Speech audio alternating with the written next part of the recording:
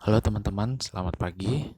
Di sini saya akan menjelaskan tentang Amazon.com, eh, yaitu berupa tugas Meet Bu Lina dikarenakan pandemi Corona. Jadi tugas Meet yang seharusnya dikerjakan di kampus digantikan dengan ini.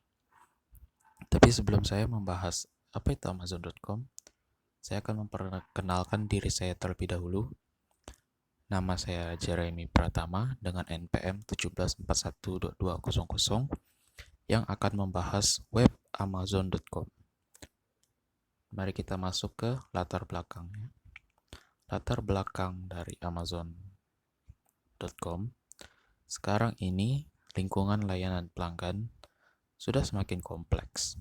Munculnya media yang berbarengan dengan aplikasi yang berbeda pada komputer menciptakan isu-isu kegunaan yang berdampak langsung pada kepuasan pelanggan. Munculnya World Wide Web sebagai sebuah sumber daya bisnis mendorong berbagai sistem pengembangan manajemen untuk menggunakan standar grafis web yang langsung antarmuka seperti Amazon. Dan apa itu Amazon? Amazon.com adalah perusahaan teknologi multinasional Amerika yang berbasis di Seattle, Washington, yang berfokus pada e-commerce. E-commerce itu adalah sistem belanja online, ya. Bagi yang belum tahu, komputasi awan, streaming digital, dan kecerdasan buatan, itu AI. Ini dianggap sebagai salah satu perusahaan teknologi Big Four bersama dengan Google, Apple, dan Facebook. Dan seterusnya, pendiri Amazon. Amazon didirikan oleh Jeff Bezos pada 5 Juli 1994 di Bellevue, Washington. Perusahaan ini awalnya dimulai dengan sebagai pasar online untuk buku, tetapi kemudian diperluas untuk menjual barang elektronik, perangkat lunak, video game, pakaian, furnitur, makanan, mainan, dan perhiasan. Pada 2015, Amazon melampaui Walmart sebagai pengecar paling berharga di Amerika Serikat dengan kapitalisasi pasar. Dan sedikit fakta, sebelum Jeff Bezos menggunakan nama Amazon untuk perusahaan webnya, dia itu sempat menggunakan nama Kadabra yang diambil dari Abracadabra. Agak aneh ya. Dan seterusnya, sejarah singkat dari Amazon. Pada tahun 94, Jeff Bezos membuat Amazon. Dia memilih lokasi Seattle karena bakat teknis. Microsoft berlokasi di sana. Pada Mei 1997, organisasi ini menjadi publik. Maksudnya semua orang bisa ya mengaksesnya. Perusahaan ini mulai menjual musik dan video pada tahun 98, di mana ia mulai beroperasi secara internasional dengan mengakuisisi penjual buku online di Inggris dan Jerman. Tahun berikutnya, organisasi ini juga menjual video game, elektronik konsumen, barang-barang untuk perbaikan rumah, perangkat lunak, permainan, dan mainan di samping barang-barang lainnya. Dan seterusnya, produk-produk dari Amazon. Amazon itu memiliki beberapa produk dan layanan yang tersedia, termasuk Amazon Fresh.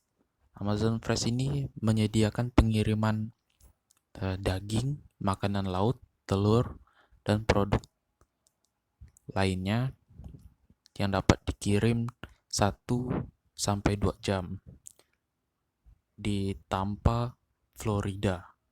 Jadi bukan di Indonesia, tapi di luar negeri, yaitu di Florida. Dan Amazon Web Service yaitu menyediakan layanan infrastruktur kunci bisnis dunia yang bermanfaat untuk membangun bisnis perusahaan sebagai akses penawaran produk dari suatu perusahaan ke perusahaan lain. Dan Fire Tablets itu Fire Tablet itu yaitu komputer tablet mini pembaca buku elektronik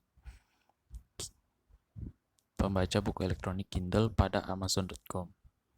Jadi Fire Tablet itu dia menjual barang-barang yang tadi saya sebutkan. Dan yang terakhir adalah Echo. Echo ini adalah sebuah inovasi baru speaker yang awalnya hanya digunakan sebagai pengeras suara, kini diubah menjadi speaker pintar yang mampu melakukan banyak hal. Yaitu pengguna bisa berinteraksi dengannya. Jadi bisa langsung ngomong dan dia bisa langsung menjalankan perintah yang kita sebutkan tadi. Ya, next. Perubahan paradigma yang terjadi pada Amazon. Perkembangan teknologi, informasi, dan komunikasi mengubah cara pandang kita terhadap transaksi perdagangan barang dan jasa. Perubahan paradigma terjadi dalam dua kategori, yaitu perubahan realita, kehidupan di sekitar kita, dan perubahan metode berpikir. Munculnya teknologi internet mentransformasi kehidupan manusia, termasuk menggunakan platform elektronik untuk berinteraksi bisnis atau yang disebut dengan electronic commerce atau e-commerce. Tidak hanya transformasi teknologi yang mempengaruhi hidup kita, namun juga perubahan metode berpikir dari berpikir secara analitis menjadi berpikir secara holistik.